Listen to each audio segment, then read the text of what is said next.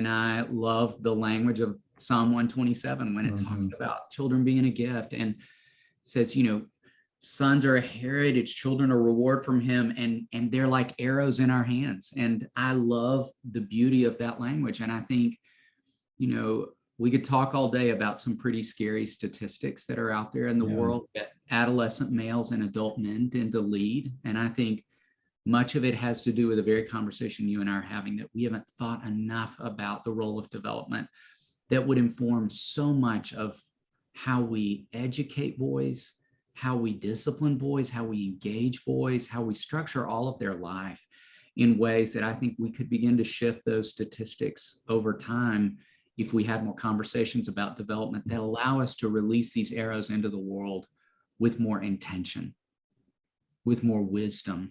And so it's part of why I was thrilled to get to have the conversation we're having today. And thank you for the attention you've given to that, because I don't think we could be talking enough about it.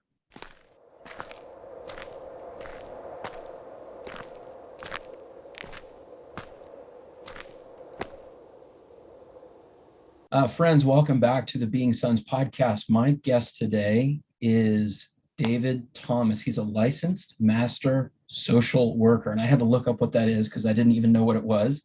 But he is the director of family counseling at Daystar Counseling Ministries in Nashville, Tennessee. He's also the co-author of 10 books, including the best-selling Wild Things, The Art of Nurturing Boys, which is an amazing book. He's also co-author on a book called Are My Kids on Track? The 12 Emotional, Social, and Spiritual Milestones Your Child Needs to Reach, as well as his two latest titles, which are coming out on June 14th, right? Yes, that's correct. Fantastic. It's called Raising Emotionally Strong Boys, and the companion workbook, it looks like Strong and Smart, A Boy's Guide to Building Healthy Emotions. So David is also a frequent guest on national television and podcasts, including his own, which is where I got introduced to him, called Raising Boys and Girls. You can find it on Apple Podcasts. That was a rescue for me, and that was the impetus for having David as a guest on our podcast today. He's been featured in publications like the Washington Post, USA Today, and he speaks across the country. He and his wife, Connie, have a daughter. They have twin boys, so you do have some skin in the game here with regard to this conversation that we're about to have, and a yellow lab named Owen. And you can follow him on social media at Raising Boys and Girls, and you can find his latest parenting resources at Amazon and at raisingboysandgirls.com. David, so glad to have you on the show. Thank you very much for being here. Oh, I'm honored to be with you. Thanks for having me. So, David, just give us some of your story. Help us appreciate the journey that you've been on to get to where you are now, having counseled primarily boys for 26 years and the families of boys. Yeah. Who are you? How did you get here? It's interesting. I have thought a lot about, I think, you hit those milestones like 25 years and you just start becoming more reflective, I think, in a lot of places, whether that's a relationship or vocation. And having hit that milestone in my vocation, I think it has been a season of just reflecting on the work I do and how I arrived at this work. And to answer your question, I think I probably always knew I wanted to work with kids in some capacity. I originally thought about being a pediatrician, which is kind of comical to me now when I look back on my educational journey, having never had any strengths in math and science. I don't know how I thought I was going to get from point A to point B and avoid a lot of chemistry and anatomy, which were not my strong suits. And so it became obvious pretty early into the journey that med school was not where I was headed, but thinking there's a lot of different ways to work with students. And my wife is an educator. I have a lot of friends who are teachers, and I have the utmost respect for folks who educate the youth in our world. And I did a little student teaching, substitute teaching for a while to test drive if that made a lot of sense, and it really did not. I'm not great with following through with the curriculum. But what I loved, what I was always drawn back to, is just connecting with kids. And so I had taken some electives in college in psychology and always was fascinated by it, but never really thought of it as a career. And then my first summer of my freshman year of college, I went to work in the summer at a camp for elementary age kids and loved it, stayed there for multiple years, kept going back every summer. And what I noticed would happen in that context in particular is that my colleagues who maybe had a kid who was really homesick at bedtime and couldn't figure out how to help them stop crying and fall asleep would call me in and say, hey, can you come? You seem to be successful in this space. Will you help me out here? Or kids whose families were maybe navigating separation or divorce and went away to camp and were just feeling a lot of sadness, thinking about what was happening in their home life, just felt really natural to talk with those kids. And so the more I did that work as a camp counselor, the more obvious it became to me, you know what, this is the kind of work I think you're going to do with kids and families. And this is your sweet spot. And so I took a short bit of time off in between undergrad and grad school, but always knew I was headed back to get my master's and to be able to do more of this work, and stepped right out of grad school into working at Daystar, where I have been for 25 years now, and am incredibly grateful to be able to do this work. And secondly, to work with an amazing team of people. I work with just a bunch of all-stars. And I have long believed that the people we surround ourselves with grow us. And I have sure experienced that to be true in my marriage. I'm sure experienced that to be true in my friendships. And I've certainly experienced that to be true in my vocation. And I think I'm a better therapist because I just bump up against these all-star clinicians under the roof of this house who are all really passionate about the same mission. And the place where I work, we serve just kids, adolescents, and families. So that's our whole focus, and has been for the over 30 years we've been in existence. As you can see from my office, we're in a house rather than an office complex. Our offices kind of look like living rooms. And that was a very intentional decision, because for anyone listening, if you've taken a kid you love to counseling, if you've gone yourself, you know it can be overwhelming in that first experience. So we do as much as we can to try to make it feel safe and comfortable and disarming for kids when they walk through our doors the first time.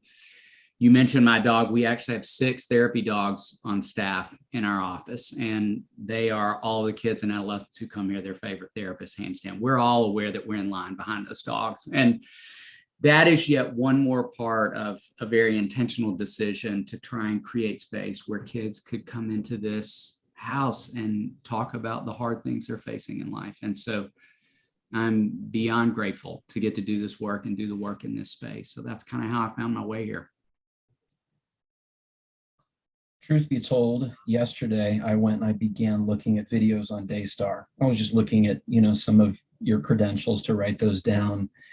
And there's a term that the kids have used to describe where you work. It's the yellow house that what is it that helps people? Yellow house that helps people. That's exactly right. So it looks like a Pottery Barn catalog house, pale yellow. You go inside, it looks like something in a dream. It's beautifully decorated. It's super warm. You've got checkerboards, doll houses. You've got dogs that are crawling all over the place.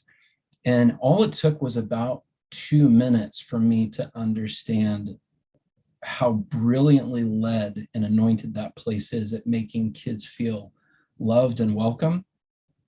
And I think I cried for an hour straight yesterday. I don't confess that like quickly. I'm not a big crier, but as I watched the testimonies of one kid after another who have been cracked open by love, by the power of love, and the mothers and the fathers as well, who have been concerned about their kids, didn't know where to take them. So you clearly have a very, very anointed place. And my prayer as I was watching is, Lord, would you open up other places like this, around the country? It's beautiful what you're doing, beautiful. And it just made me more and more excited about having this conversation with you. So clearly you're anointed in your calling, and I'm excited to have this conversation. Thank you. And thank you for those words. Those are really generous words. And I'd love to take some credit for how amazing this space looks. And I can't take a bit of credit there, but I will say, even as you were talking about what it's like to walk in, and if you were to walk even around our campus, like even the way we created the outdoor space was so intentional with kids and adolescents in mind. Out back behind the office, we've got a basketball court, a 4-square court, a ping pong table under a pavilion, all these places where we're as likely to have session with a kid out there as we are in our offices. And I think particularly as you and I have more conversation about boys today, where I would say I've had some of my best conversations. We even landed, our property is right next door to a public park here in Nashville. And we take the therapy dogs on a walk. There's this great loop around the park. And I've had some of my richest conversations with boys in that space as well. And so every bit of that, there was so much thought and prayer that went into the existence of this space to, again, create as much safety as we could for kids and families when they walk through our doors and have an experience here. So thanks for saying that. Really grateful. Yeah, it's truly heartfelt. Well, let's just ask God to anoint our conversation here. And if you're listening to this conversation, you're not here by accident. God is pursuing you. God wants to equip you. If you're a father, he wants to equip you in this moment with encouragement and help and hope for where you are, and to meet you right where you are. And David's the right guy to have this conversation with. So Jesus, we just present ourselves to you with all of our weaknesses, with all of our strengths, with everything that we have received in preparation for this task of raising boys. And we also come to you very aware of all the things that we don't have, and aware that there's a lot of things that we don't even know that we don't have. But we ask that you would encourage, you would equip us, that in this hour that I know is going to fly by fast, would you give to us what it is that we need? Meet us here. So we consecrate our ears, our eyes, our hearts to you. David and I, we just consecrate our experience in this conversation, and we just look to you for help, God. In Christ's name, amen. Amen. Thank you. So, David, I've got a 19-year-old son named Bear. I've got a 17-year-old daughter named Bosley, and that's it. I don't have a big quiver, but I love the arrows that I have. They're fantastic. And I was driving home and talking to a buddy of mine, and I was just telling him, about what's going on with my daughter in particular. And he says, well, have you heard the Raising Boys and Girls podcast? And I said, no, don't know anything about it. And I probably had 5 or 6 hours left on the trip. And he said, you've got to listen to this. So I began immediately to listen to it. I skipped forward to the stage that my daughter was in. But again, tears were flowing because I'd never heard anybody articulate what was going on inside my children with that level of helpfulness. And I have listened to the whole series multiple times at this point, and then I go back and listen to the ones that seem to be particularly appropriate right now. I have recommended that series of podcasts to every man that I adventure with, and this is an adventure raising, our sons and our daughters. So I just want, you as a listener to understand this is some Kool-Aid that I have drank from on multiple occasions. I have taken trips with my daughter, and I said, hon, I want you to listen to this, because this woman's going to articulate what's actually going on inside your head and your heart more clearly than I can. And I think it's been helpful to so many. So that was my inroad to you. And then listening to more stuff, seeing more resources from you, and in this book right here, which goes into far greater detail. I'm very thankful for this book right here.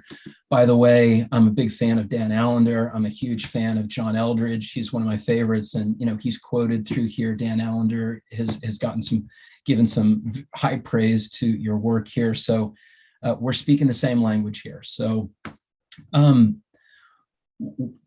what I would like to do, David, is first, just starting from a 30,000 foot view, how did God make boys, and how do we as fathers partner with God in raising them into wholeheartedness, into their intended strength and wisdom? So just kind of some preliminary questions here. It doesn't seem like a question that we should have to ask, but in today's culture right now, is there a fundamental difference between boys and girls, males and females? And I know we could probably talk for hours about that, but what's the strongest data from your perspective of observation that just says, yeah, they're clearly different or not? Yeah, it's a great question. And I would say right off the bat, like I believe they are foundationally different. And I think it's our job as parents to lean into those differences, and to your kind words about the podcast, to lean into specifically what God designed to happen in different moments of their development. And he did. I think about the beauty and the wisdom of Psalm 139, where it talks about how we were made in the secret place, that we were knit together in our mother's womb, that there's all this language around the intentionality and the artistry of our God designing these really specific things happening at the very beginning. And I believe that continues. He designed very specific things to be happening in those toddler years. Think about how much we've read about how much brain growth happens in the first 12 months of any child's life. And so these intentional things are happening all throughout our kids' development, cognitively, emotionally, socially, spiritually. And our job is just to lean in farther, which is part of why I wrote that book, part of why the podcast felt so important to do, where we could just create one more space where we could talk more about, first of all, what's happening, and second of all, what do kids need from us in response to that? And some things that I think kids uniquely need from their moms, uniquely need from their dads. And so it has been a gift to be able to have these different spaces through writing and speaking and podcasting to bring more conversation to front and center as we talk about these important things. Because, one example would be, to the great question you asked, think back, for any parent listening, to those early well visits with a pediatrician. When we walk in and they're asking us questions like, is she gripping? Is he pulling up? Is she making eye contact? Is he crawling? Is what, all these really important questions that allow us to track with our kids' physical development. One of the questions every parent was asking in that early space is, how many words are they saying? And what the science has told us consistently for decades and decades, and I believe always will, is that girls typically are saying 2 to 3 times the amount of words that boys are saying in those early visits.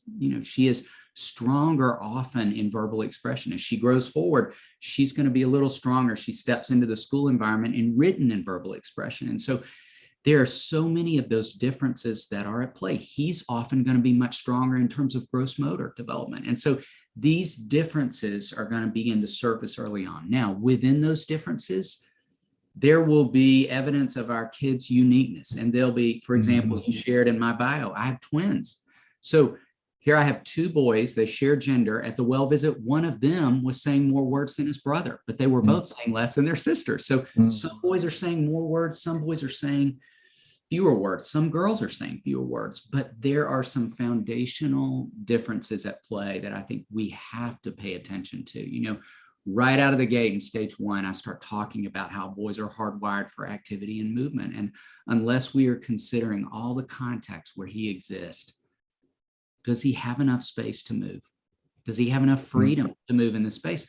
We could end up being on him, being frustrated with him, being exasperated with him, simply because we know that a little girl's frontal lobes develop earlier and are generally more active. We know that there's more serotonin in a little girl's body and brain early on, which allows her to regulate her body differently. Her capacity for regulating herself and sitting still for longer is going to be greater than his, just out of those unique ways that God hardwired her differently than he hardwired him. And so to act like they're the exact same person is such a disservice to the kids we love, to not lean into all of what we know to be true. And I want to lastly say this. I loved when you described your kids like arrows a few minutes ago. And I love the language of Psalm 127 when it talks about children being a gift, and says, sons are a heritage, children are a reward from him, and they're like arrows in our hands. And I love the beauty of that language. And I think,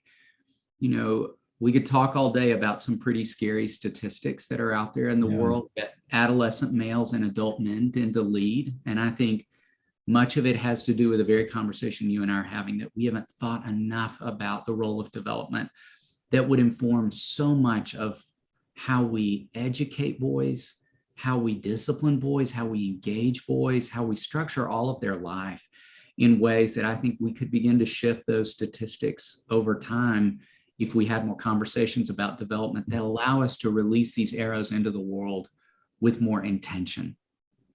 with more wisdom. And so it's part of why I was thrilled to get to have the conversation we're having today. And thank you for the attention you've given to that, because I don't think we could be talking enough about it. You know, we're going to talk about a lot of things here, hopefully. And just, I have 10:23. You have a hard stop at 10:50. Is that correct? I could go till 11. We're good to go. Okay. You know, for some of my listeners, they know this, that I have a 19-year-old son. He's his first year in college, and he is an extraordinary young man. Extraordinary. I mean, I just am so thankful to God for where he is right now, and so thankful to God because God used my son and my terror at raising my son early on. I'm saying, like, basically from his birth up to 12 or 13 years old, I was terrified. But that's where God met me. It ended up being my salvation in so many ways. And who I am today is because of my son, because I was willing to wade into the fear and confess that if God doesn't help me with this, my son will suffer, and so will I. And the reason that I would want to say this on the front end of the podcast is that as we dive into some of these questions, you might hear a whisper saying, it's too late, or this is too hard, or this is too complicated. I am no psychologist. I'm no David Thomas, but in partnership with God, he covers over many of the sins and many of the mistakes, because he's ultimately your son's father. And we are given the dignity of helping him raise his son. So I just want to say that up front. You're not alone. And if at any moment in this conversation you're beginning to feel overwhelmed or disqualified or diminished, just don't. That's just not the voice of the Lord. Only listen to the encouragement. That's what's being brought forth, and that's what's being offered through the course of this conversation. So, David, looking at masculinity, setting femininity aside for a moment and just putting masculinity on the table in front of us on the workbench, what is masculinity's unique glory and dignity? In other words, what is the glorious end product that we can offer the world if we raise our boys to become who they are designed by God to be? Yes. You know, and I think about masculinity, and I think about the masculine heart of God, I immediately go to strength and provision, which I think every boy, every man has the capacity for. If, as we were discussing with Psalm 127, we know them, we study them, and we release them into the world with those gifts in mind, with who they are in mind and with those gifts in mind. And so I talk a lot throughout Wild Things about how boys crave power and purpose all through development. They crave power and purpose. And I think about the unique masculine strengths of both of those. And I talk about what is a healthy sense of power for boys. Like, how can we usher boys more toward tapping into a sense of their own strength for good, which intersects right there with purpose. You know, their strength for good that's called to do kingdom work in this world. And so I get so excited thinking about, you know, parents becoming more curious and passionate about moving boys toward a healthy sense of power and purpose in this world. I believe, back to the stats, you know, those scary statistics explain how many boys have not tapped into a healthy sense of their power, and they're reckless with their power. Boys are strong, and they will use their power for good or potentially for harm in this world. You know, that provision and protection piece, like both of those can be a part of boys moving toward a healthy sense of power. And when it's not channeled in the direction of protection and provision, an arrow has the capacity for great harm in this world as well. And so I think it explains a lot of the stats, because I believe boys are hungering for that, whether they know it or not. And to the degree that a young man doesn't have a healthy sense of power, I think he can be very dangerous in this world. Mm-hmm. And I think many boys and men are. And to the degree that he doesn't feel a sense of purpose, honestly, those are the boys in my work that I feel the most scared about. I'm the most concerned about boys who don't feel a sense of purpose in the world, like the things that I do with my hands matter in some way. like my life impacts other people's lives in some way. I'm so greatly concerned. Those are the kids who I think are the most vulnerable to despair and depression, who are the most vulnerable to things like suicidal ideation and self-harm. And so I am a great champion of moving boys in their masculinity toward a healthy sense of power and purpose all through development. And I believe that can start with boys as young as toddlers. I think there is a way that toddler age boys can feel a sense of their own power and purpose in this world, and then thinking intentionally about what that looks like in each stage of development all the way into adult manhood. Seems that there's an Anakin Skywalker in all of us that could go either way. We could become Darth Vader, or we could,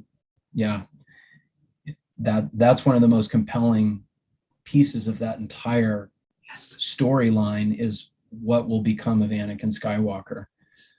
Great analogy.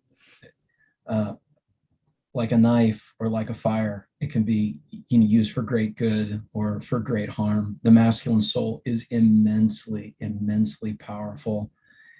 And to try and control my son by denying that power does no help to him at all. So it's to be celebrated, right? So that leaves us with a bunch of other questions. Well, then, okay. In the journey from boyhood into manhood, it seems that there are very few men now who really reach that nobility, really reach that glory, the glory of God as man fully alive. Saint Irenaeus said, and my desire is to see as many men as possible living the glorious life that God created them to live. So what is the primary obstacle, or maybe what is the primary question that a boy must have answered in order to become that wholehearted, strong, true, noble, good man who brings his great strength to the world? Maybe it's an obstacle, maybe it's a hurdle, maybe it's a question like, over the course of your 25, 26 years, what do you see as like this is the pivot point? Yeah. To answer that question, I'm going to lean on the wisdom of, back to my statement earlier about surrounding yourself by people that help you grow. I want to talk about 3 individuals who have helped me grow. You mentioned one, and early into our conversation, that being John Eldredge. John Eldredge and Dan Allender's work have both informed so much of the work I do. And I think there is so much wisdom in John's question of, do I have what it takes? And I 100% believe that every boy is asking that question, and that we as fathers are uniquely gifted to answer that question for him and to live that question in front of him. I think both of those things. And that's, again, right back to the purpose, power and purpose. I think boys have to see what that looks like on the adult men that they trust the most in this world. And sadly, I believe boys have fewer examples of men living with power and purpose in a healthy way than ever before. And I think they're desperate to see what that looks like. And so I love how John developed our understanding of the importance of that question through so much of his writing, and Wild at Heart in particular. The other folks, I think, who have spoken into that place in a beautiful way, I have some dear friends, Jay and Catherine Wolfe, who, for anyone listening, if you have not discovered the work that these 2 people are doing in the world, I would strongly recommend you find them. For all the dangers that exist and all the yucky stuff out there on social media, these folks are worth following. They're putting good work out into the world, and I would love for you to look them up on online. They wrote a great book called Hope Heals, and they wrote a follow-up book that I love every bit as much called Suffer Strong. And I don't want to give away any of their story because I want you to discover it for yourself, for any person listening, but it is a powerful story of redemption in this world, and they are doing powerful redemptive work in this world. And Jane and Catherine are parents to 2 boys, and they talk about a prayer they prayed over their boys, which is, God made you to do the hard things in the good story that he is writing for your life. And I love those words so much. I've talked about those words a lot, and how much I think every boy needs to hear those words. God made you to do good things in this world. God made you to do hard things in this world in the good story that he is writing for your life. And I love how they talk about the good, hard life, and that we are going to experience goodness in this world, and we are going to come up against a lot of hard. And that's right back to power and purpose. You're made for the hard stuff too. You were made to do kingdom work in the hard places of life this side of heaven. You were made for that. You have all the strength for that. You have all the purpose for that. You have all those things sown into you as part of who God made you. But you weren't made for an easy life. You weren't made for a smooth sailing life. You were made for hard things that are part of a good redemptive story. You were made for kingdom work. And so I love the way those individuals have spoken about the very question you asked. So I would lean heavily on the wisdom of their words, I think, in responding to that, and how much I think the boys we love need to know they were made for that kind of work in this world, that they have what it takes, and they were made to do hard things in the good story. I sure hope every man who's listening to this ends up quoting that to their sons who has one. That's brilliant. It's so brilliant. It is. Thank you for that. I'm going to skip this next question here. We might get to this a little bit later, but now let's talk about this relationship that God has created between a father and a son. Would you take some time to articulate the importance of a father to a son? I love to. I think that dads play a unique role in the life of boys. And, we talked about how I believe dads uniquely answer that question of, do I have what it takes? I think they do that in several different ways. And I talk in Wild Things about a handful of things that I think boys are crying out for from their fathers. And the first is to enjoy him.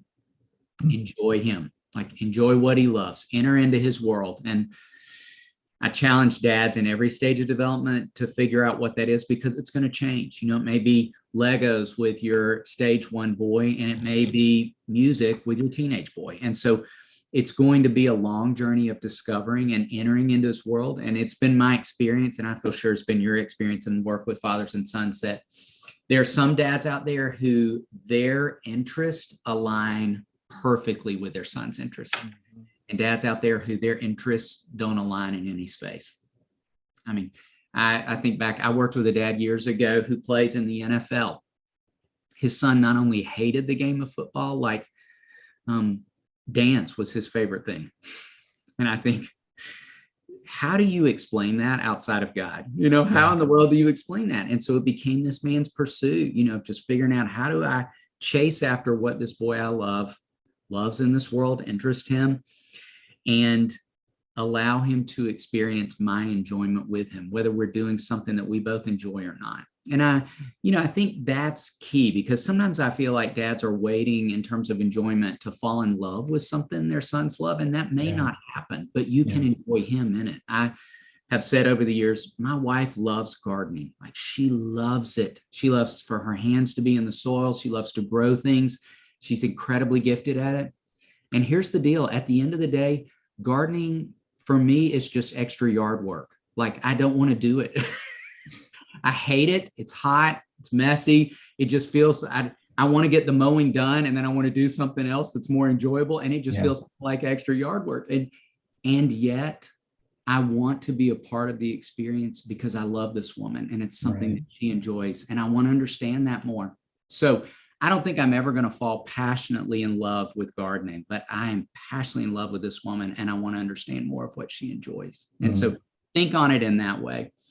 I would also challenge dads listening that I think a part of our journey with him is to engage him, and engage him physically and emotionally. And so, I think when our boys are little, it's instinctive, or more instinctive, I might say, obviously when he's an infant, to hold him, to cradle him, to kiss him, to touch him. As he's a toddler, to wrestle with him, snuggle with him, all those things. As boys move deeper into relationship, I find that dads more instinctively touch their boys less. And I would argue they need it every bit as much. Now, Mhm. when they're 14, they don't need it in front of their friends necessarily. That might feel awkward and uncomfortable, but they need still to be engaged physically. And I've long said, and this will be easy to grasp as you and I are looking at each other right now, I'll try to explain it for those folks who are only listening, but I believe that behind every hand that is saying, move away from me, which boys can do some in adolescence, Mhm. is another hand that's saying, come close to me. So behind every hand Yeah. that's pushing away, there's another one that's motioning, come toward me. And I think that's the dance of adolescence. I talk a lot about how ambivalent boys are in that space. And I want you to pay less attention to the hand that's saying, don't come close to me, and more attention to the hand that's saying, come toward me, because Mhm. I believe boys are wanting it, even when they act like they don't. So that touch, that hug, that hand on the shoulder, that I think is part of the physical engagement, but also, and every bit as important, the emotional engagement. I just don't think that there are enough opportunities for boys in this world to see that emotions reside in the life of a man. And I believe that is foundational in explaining some of those scary statistics. When a boy cannot, it's why I wrote my next book, Raising Emotionally Strong Boys. When a boy cannot articulate his experience, when he cannot deal with life on life's terms, when he cannot live in the hard parts of the good story, he is set up for so many things that will take him out and explain those scary stats. It's why I'm never surprised when the new data comes out every year from the World Health Organization, and I read into how are we doing in terms of caring for the pediatric population, to find that boys lead the stats for substance abuse, for internet pornography, for self-harm, for suicide, for some of the scariest things out there, because they cannot articulate their experience. And I don't believe they'll ever be able to do that unless they can sit front row with the men they trust the most in this world, their dads, and see that, and see what it looks like for a man to say, I feel afraid. I feel scared. I felt nervous at work. The simplest things. I felt nervous today. I had to give a presentation to the board of directors and I didn't feel prepared. Boys need to hear that. They need to hear us using a lot of emotional vocabulary. And I just want to challenge every man out there. If that's difficult for you to do, it will be incredibly difficult for him to observe and see and experience. So do the work you need to do, which leads into a third thing I would say that boys need. I think they need us to initiate them. And I think it's one of the reasons I love the work you are doing in this world so much. And you are all about helping fathers initiate the kids they love. And I'm so grateful for the life-giving work you are doing in this world. I want you to hear me say that. And I think that process of initiating them into an understanding, as we just discussed, like you were made for hard things in the good story, and having experiences that are all about connection and relationship and initiation, I think is vital. And I think boys need to be within initiation celebrated into manhood. I think they need to be called into that place. And again, given a vision, this is what it looks like. This is what it looks like to do meaningful work in the world. This is what it looks like to talk about your experience. And I would only add to that list that, I think with the emotional engagement piece, boys don't have enough opportunities to bump up against strength and tenderness living side by side. Yeah.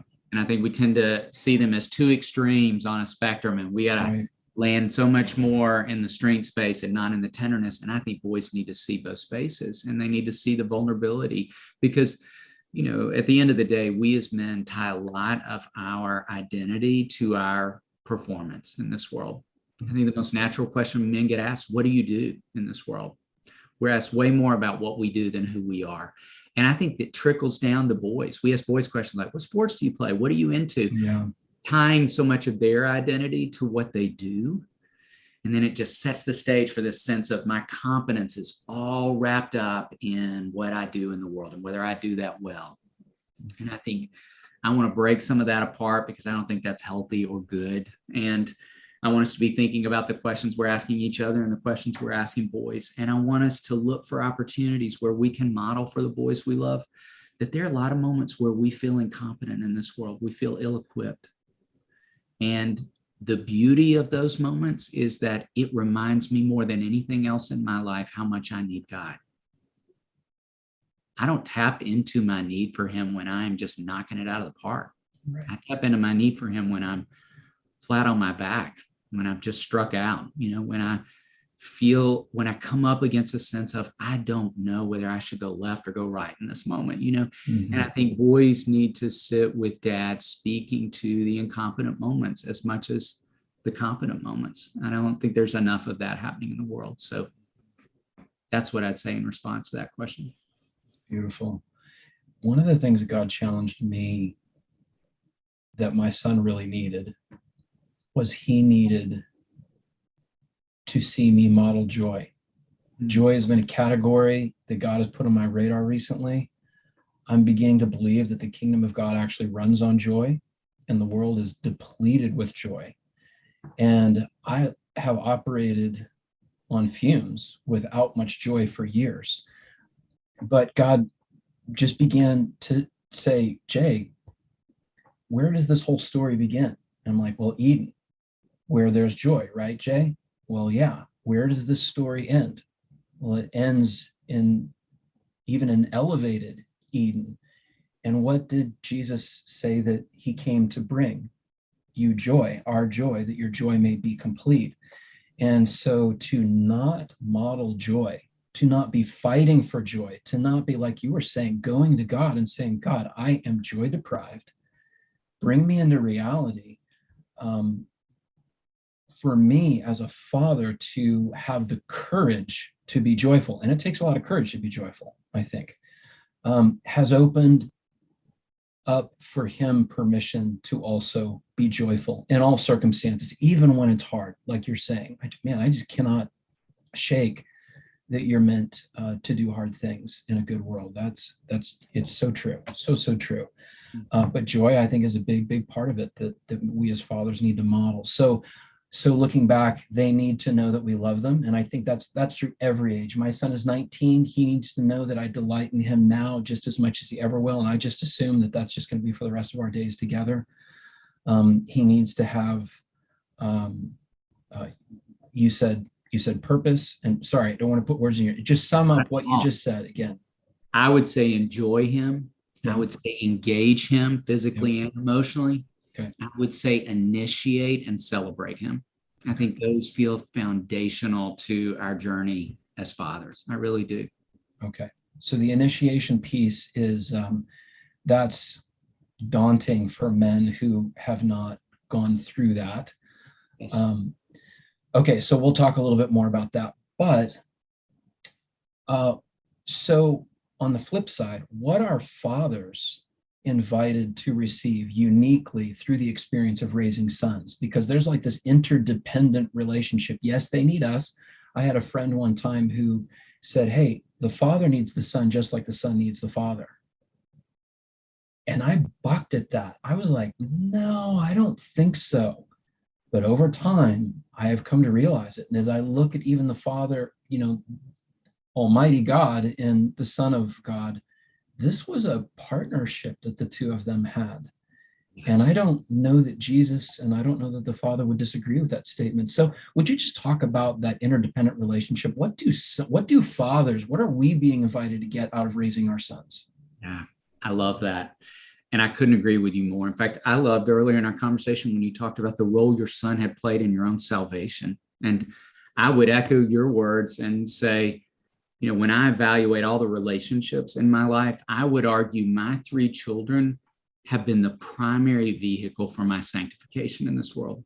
There are no other relationships. I mean, certainly my marriage has had a transformative effect on my growing up, but I would say no other relationships have been a vehicle for that kind of growth and change. And you and I were talking about our great respect and appreciation for Dan Allender's work. And Dan's work has shaped so much of the work that we do in our practice at Daystar. He's been so instrumental in how we see the work and do the work. And I want anyone listening to say, if you were only going to buy one book on parenting, please don't buy mine. Buy Dan's book called How Children Raise Parents. I think it should be required reading for every parent.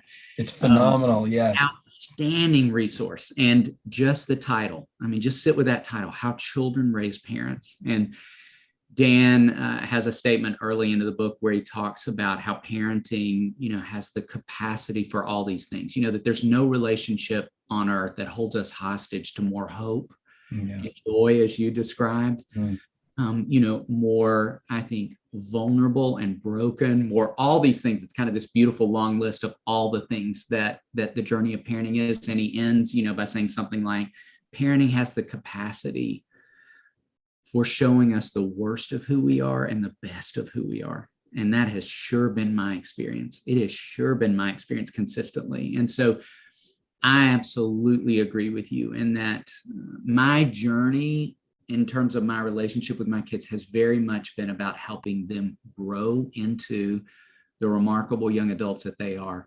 And they have been all about helping me grow into the adult I am as well. It has been interdependent. And I believe will always be. My kids we're empty nesters now. They've all passed the 18 mark at this point.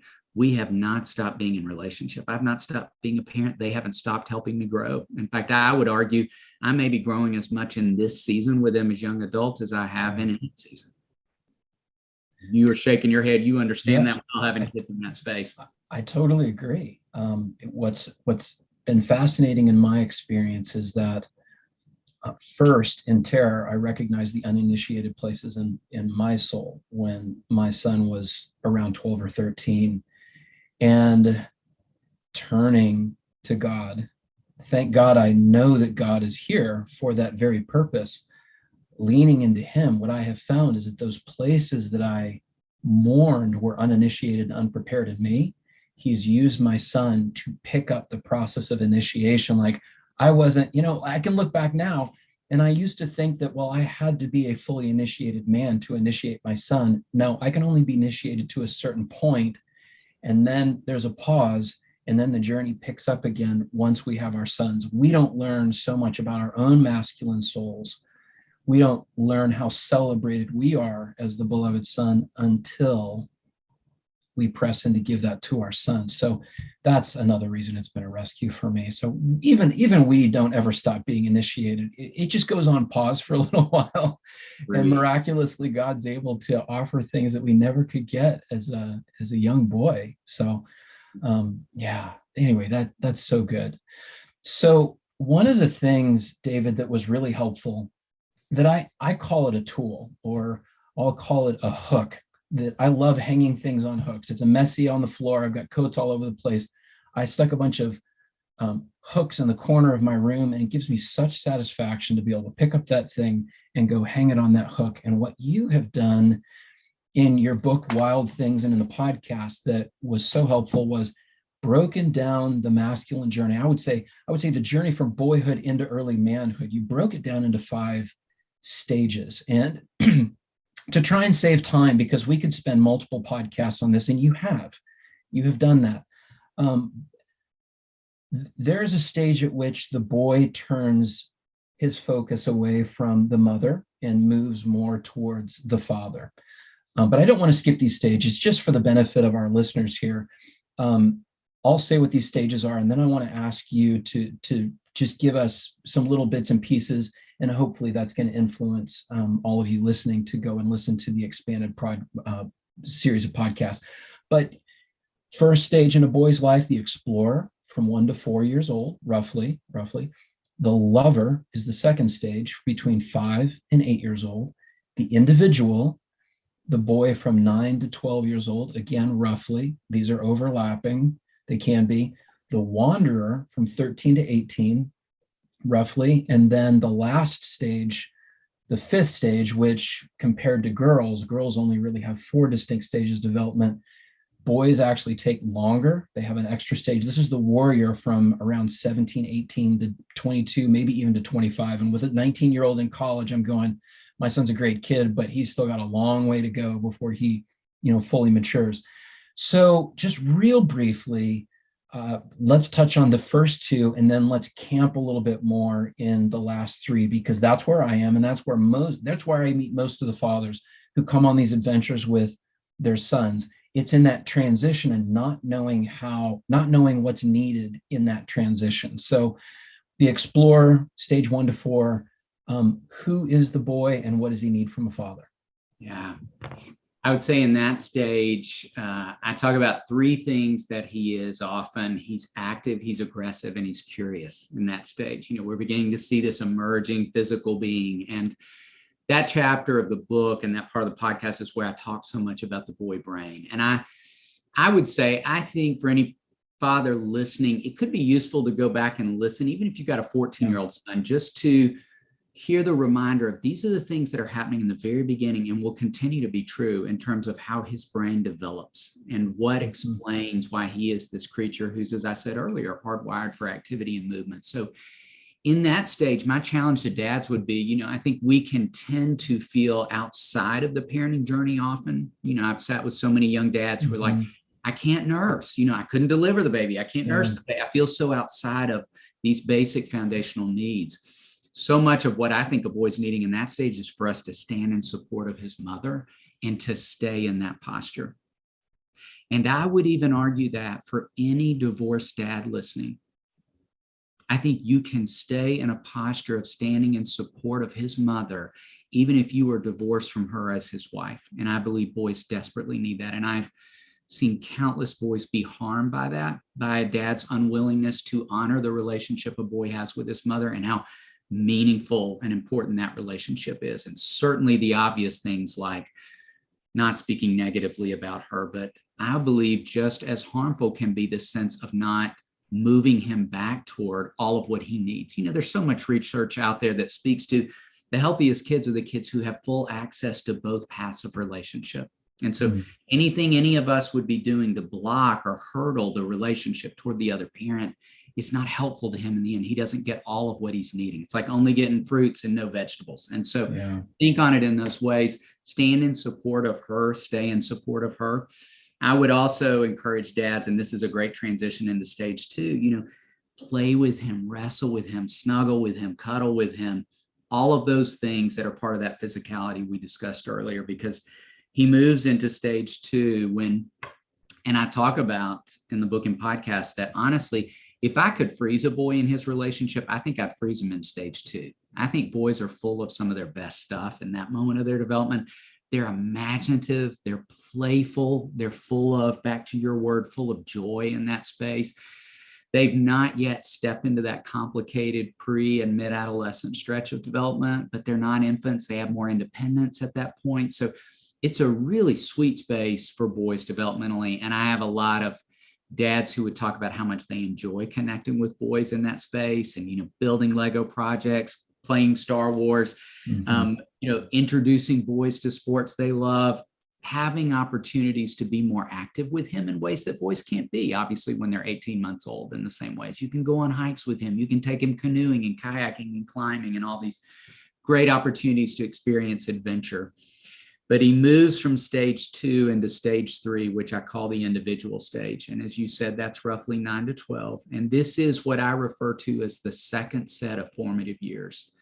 And science would tell us that around 9 to 10, a boy's brain begins to look deeply into what it means to be a man. So he is thinking about masculinity more than he has ever thought of it. And it's where I'll hear stories of dad saying, I was in the bathroom shaving and he walked in to ask me a question. He just kind of hung out and watched me shave for a minute. There's a curiosity about all things male that he's not been paying attention to in the same ways up until now. And so this also is the age of awareness. So he is coming into an understanding of the way the world works differently and more than he ever has. He's aware of himself in proximity to his peers. His antenna is as high as it's ever been to how he measures up or feels that he doesn't measure up. And so this is a key point in development where I want dads to be leaning in. It's also referred to as the age of experimentation. And the data once told us that most boys had their first exposure to internet pornography somewhere between 11 and 14, and the newest data would tell us 9 to 12. So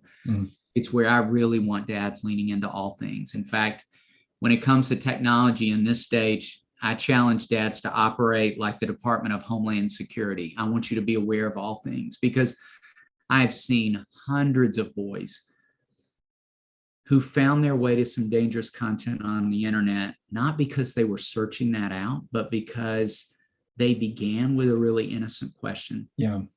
And what do we all do in this world when we wonder about anything? We Google it, and if he's just Googling things he wonders about because we're not giving him enough information, and that's a key ingredient I talk about with stage 3 boys. He needs a lot of information about his body, about his changing emotions, about his changing relationships, like all the things that are happening in this age of awareness. He will gladly go to Google and ask us questions if it doesn't feel safe to do that with us. So there's a lot of initiation happening in that 3rd stage. And then he moves into stage 4, which is what every developmental theorist would say is the most complicated stretch of development. Most would say it's the worst episode of a boy's life. And it will be, defined by a biological tsunami, emotional intensity, and relational complexity. And so there's a lot of change going on internally and externally. And my challenge to dads in stage 4 would be steady the ship. I want you to be like a captain who is steadying the ship, and whatever waves, intense waves you're coming up against, no matter how freaked out the crew seems behind you, I want you to steady the ship. And I think boys need a lot of strength and love in that space, because he's going to be pushing boundaries more in that space as well.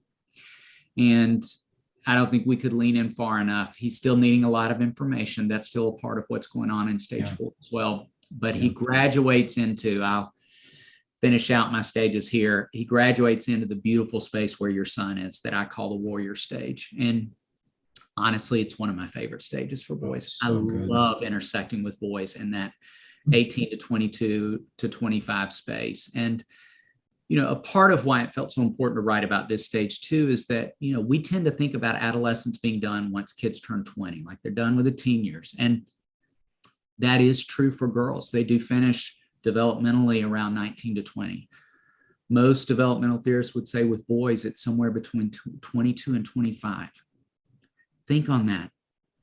That's a good 6 to 7 years later than what we tend to think about. We think about 18-year-old boys like going out in the world, and we launch them. It's like, go be a grown-up. And he's still got some space to finish out adolescence. So I don't think we can think enough about what's going on differently. It's right back to where we started, that he's a different creature. She's finishing out. He's not finishing out. And we want to be very intentional in how we help him structure the summers of his college years, or launching into the world at 18 if he's going to take a gap year or not move into the college space because that's not his unique path.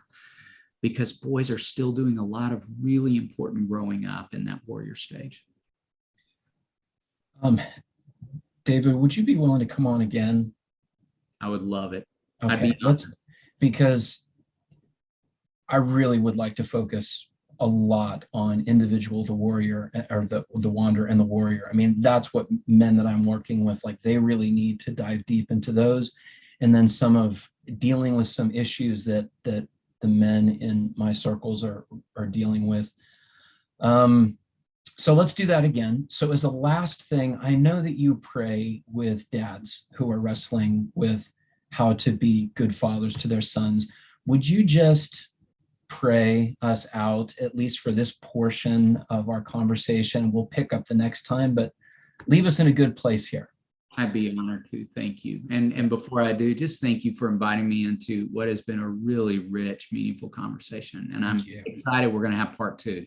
Yes, me too. Very excited. So let me pray. Father, thank you for the gift of being in this conversation today. Thank you for the sense of partnership I feel with this man and this ministry, Father, that we are so like-minded, like-hearted, and wanting fathers to just wade deeper into the important relationships they've been given with their sons. And I pray for every man listening right now, Father, that he would be reminded today, back to that question, that he has what it takes, that you have equipped us for what you've called us to, Father, and that you have given us the children you intended for us to have. So in those moments where we feel incompetent or ill-equipped, or like, I don't have what this kid needs, we absolutely have been given what we need to steward the children we've been given. So Father, remind us of that truth. Help us to live into that truth today. Help us to become more curious, Father, about the development going on in front of us, the development going on inside of us, Father, as we've been discussing how our own kids raise us as much as we raise them, Father. Help us to continue to be open to growing right alongside our kids, Father, as we are sons ourselves and are raising sons. Father, help us to live more into the reality that we are beloved sons, Father, who've inherited the kingdom. Help us to act like it. And so I pray all these reminders for myself today and the men listening, and ask these things in your name. Amen.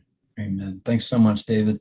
Thank Guys, you. come back for the second part of our conversation with David Thomas, author of Wild Things. Go to his podcast with Sissy Goff and Melissa Trevathan. Brilliant. You'll love it. It'll actually make you more anxious to come back for the second part of this conversation. You can find that on Apple Podcasts. David, thank you. We'll see you next time. Appreciate your time so much. Thank you.